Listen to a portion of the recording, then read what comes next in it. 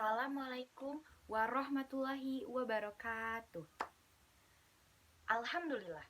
Alhamdulillahirabbil alamin wa bihi nasta'in wa ala umuri dunya waddin wassalatu wassalamu ala asrofil anbiya'i wal mursalin wa ala alihi wa sahbihi ajmain amma ba'du. Pertama-tama, marilah kita panjatkan puji serta syukur kita kehadirat Allah Subhanahu wa taala yang telah memberikan kepada kita beribu-ribu kenikmatan, bahkan berjuta-juta kenikmatan. Di antaranya nikmat iman, nikmat Islam, dan nikmat sehat walafiat. Tak lupa juga sholawat beriring salam, marilah kita curahkan kepada baginda besar kita, yakni Nabi besar Muhammad Sallallahu Alaihi Wasallam. Baiklah, pada kesempatan kali ini, saya Nabila Maulidia Zahra sedang mengikuti ujian praktik pendidikan agama Islam dengan berceramah yang berjudul Cara Memanfaatkan Waktu. Waktu adalah peran penting dalam kehidupan kita. Maka barang siapa yang menyia-nyiakan waktunya, maka berarti dia telah menyia-nyiakan hidupnya. Banyak orang mengira waktu luang itu hanya dihabiskan untuk bersenang-senang.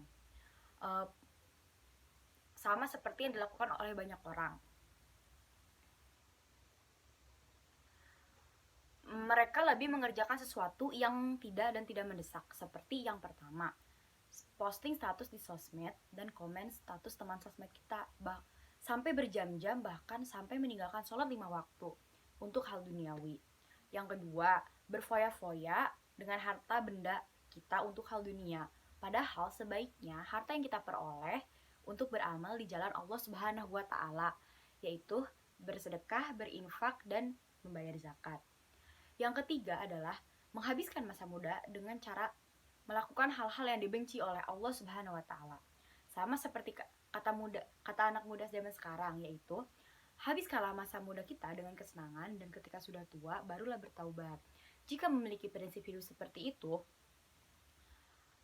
percuma saja kita hidup.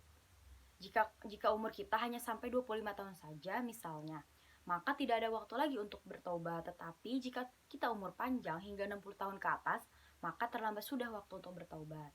Hal tersebut membuat manusia benar-benar dalam kerugian, seperti firman Allah Subhanahu wa taala dalam surat Al-Asr yang berbunyi, A'udzu billahi minasyaitonir rajim. Bismillahirrahmanirrahim.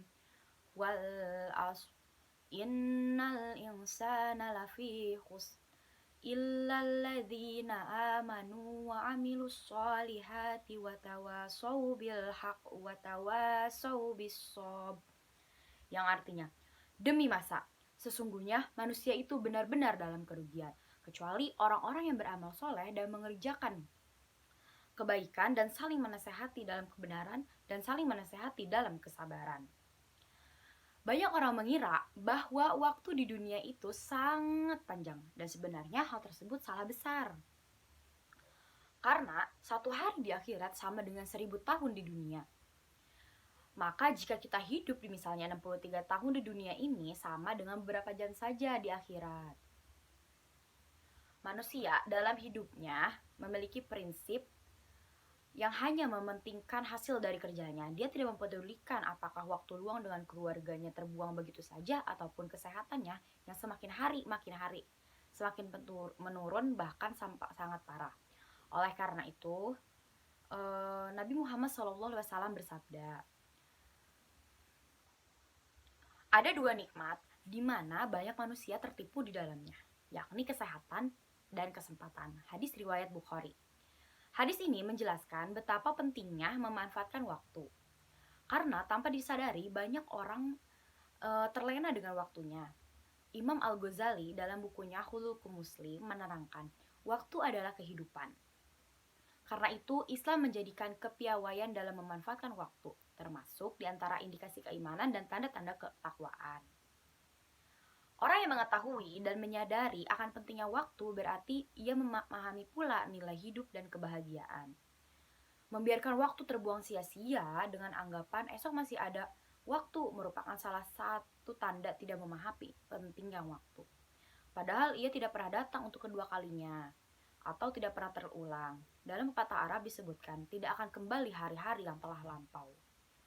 Karena itu, jangan sia-siakan waktu dan manfaatkanlah segera.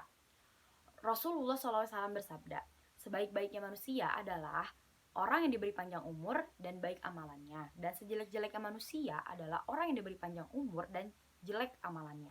Hadis riwayat Ahmad. Dalam sebuah hadis yang diriwayatkan oleh Abu Barzah bahwa Rasulullah SAW bersabda, tidak akan bergeser kedua kaki anak Adam pada hari kiamat sebelum ditanya 4 perkara, yaitu tentang umurnya untuk apa ia habiskan, masa mudanya untuk apa ia gunakan, hartanya dari mana ia peroleh dan kemana dibelanjakan, dan ilmunya apa yang diamalkan. Hadis riwayat Tirmizi. Dengan memperhatikan hadis di atas, di mana kelak kita akan ditanya tentang 4 perkara. Tentang umur kita selama kita hidup di dunia ini, kita habiskan masa muda kita untuk apa? Alangkah sangat menyesalnya kita jika ternyata kita menghabiskan masa muda kita untuk hal-hal yang tidak berguna dan berdosa. Kita pun akan sangat menyesal apabila ternyata harta yang kita miliki kita peroleh dengan cara yang tidak halal dan membelanjakannya juga untuk sesuatu yang tidak halal.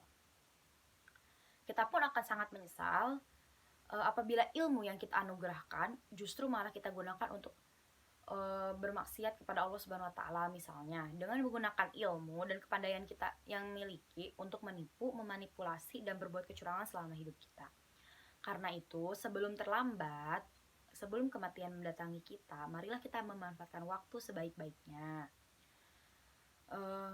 Marilah kita perbanyak berbuat kebaikan, jangan menunda-nunda amal kebaikan karena belum tentu besok masih punya waktu untuk melaksanakannya. Kita tidak pernah tahu kapan ajal datang menjemput kita. Kemudian, sesungguhnya orang yang cerdas menurut Islam yaitu orang yang menyibukkan dirinya dengan hal-hal yang diridhoi oleh Allah Subhanahu wa taala. Cara yang paling baik dan disukai oleh Allah Subhanahu wa taala untuk mengisi waktu yang luang yaitu memahami dan menghafal Al-Qur'an. Karena jika kita membawa Al-Qur'an, setan mulai biasa saja. Ketika kita membuka Al-Qur'an, setan mulai merasa curiga. Jika kita membaca Al-Qur'an, setan mulai terasa panas. Dan jika kita memahami Al-Qur'an, setan akan terkejang-kejang. Dan jika kita mengamalkan Al-Qur'an, setan akan stroke. Maka kita harus ingat 5 perkara sebelum datang 5 perkara lain, yaitu sehat sebelum sakit, muda sebelum tua, kaya sebelum miskin, waktu luang sebelum waktu sempit, dan hidup sebelum mati. Demikianlah ceramah yang dapat saya sampaikan, kurang lebihnya mohon maaf. Kesimpulannya adalah, manusia memanglah sangat merugi dalam hal memanfaatkan waktu, kecuali orang-orang yang beramal soleh. Semoga kita dapat memanfaatkan waktu dan tidak menyanyiakan waktu lagi, karena kita hidup hanya sebentar. Nun wal qalami wa mayasturun fastabiqul khairat. Wassalamualaikum warahmatullahi wabarakatuh.